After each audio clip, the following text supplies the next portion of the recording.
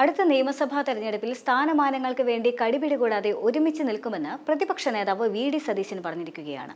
സർക്കാരിനെ കുറ്റപ്പെടുത്തിയാൽ മാത്രം പോരെന്നും വിശ്വാസ്യതയാണ് പ്രധാനമെന്നും വി.ഡി. സതീശൻ പറയുന്നുണ്ട്. വിദഗ്ധരും വിദ്യാഭ്യാസ പ്രമുഖരുമെല്ലാം ചേർന്ന് പദ്ധതി ഉണ്ടാക്കുമെന്നും അദ്ദേഹം കൂട്ടിച്ചേർത്തു. എല്ലാവരും ഒരുമിച്ച് നിൽക്കും. സ്ഥാനമാനങ്ങളും നേതാക്കളുമല്ല, പാർട്ടിയാണ് വലുത്. സ്ഥാനങ്ങൾക്ക് കടിപിടി കൂടാതെ എതിരാളികൾക്ക് ചുട്ട മറുപടി നൽകും. സതീശനും സണ്ണി ജോസഫും രമേശ് ചെന്നിത്തലയും അല്ല പ്രധാനം, നേതാക്കളല്ല പ്രധാനമെന്നും ഇപ്പോൾ വെറും UDF അല്ല, ടീം UDF ആണ് എന്നും സതീശൻ പറയുന്നുണ്ട്.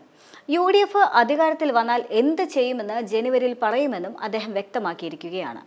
UDF ഒരു മഹായുദ്ധത്തിന് പുറപ്പെടുകയാണ് എന്നും ഈ യുദ്ധം ജയിച്ചേ മതിയാകൂ എന്നും വി.ഡി. സതീശൻ പറഞ്ഞു. 100-ലധികം സീറ്റുമായി UDF കേരളത്തിൽ അധികാരത്തിൽ വരുമെന്നും സതീശൻ ആവർത്തിച്ച് പറയുന്നുണ്ട്. എന്നാൽ ഒന്ന് ആഞ്ഞു പിടിച്ചു കഴിഞ്ഞാൽ മൂന്നാം തുടർഭരണം നേടാമെന്ന പ്രതീക്ഷ CPM-ന് നൽകിയത് കോൺഗ്രസ് നേതൃത്വം തന്നെയാണ്. 4 വർഷമായിട്ടും സംഘടനാ ഭാരവാഹികളെ പ്രഖ്യാപിക്കാൻ കഴിഞ്ഞിട്ടില്ല. DCC പ്രസിഡന്റുമാർ നിൽക്കണോ പോകണോ എന്നറിയാതെ അവസ്ഥയിലുമാണ്. അടുത്തിടെ നേതൃതലത്തിൽ മാത്രം നടത്തിയ പുനഃസംഘടന പോലും തിരിച്ചടിയായി മാറി. യുവനിരയെ നേതൃനിരയിലേക്ക് കൊണ്ടുവന്നതോടെ അവർ പാർട്ടിയെ വളർത്താനല്ല, സ്വയം വളരാനുള്ള തന്ത്രങ്ങളുടെ പണിപ്പുരയിലുമാണ്.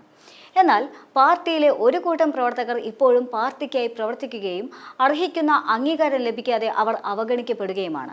ഇത് പലതവണ ചൂണ്ടിക്കാട്ടിയിട്ടും പാർട്ടി ഒരു മാറ്റത്തിന് തയ്യാറാകാത്തത് അണികൾക്കിടയിൽ സ്വരച്ചേർച്ചയില്ലായ്മയ്ക്ക് കാരണമായി. മറ്റൊന്ന്, വർഷങ്ങൾക്ക് മുൻപേ നടക്കേണ്ട പുനഃസംഘടന രണ്ടാമത്തെ KPCC പ്രസിഡന്റ് വന്നിട്ടും നടത്താൻ കഴിഞ്ഞില്ല എന്നതും ഖേദകരം തന്നെയാണ്.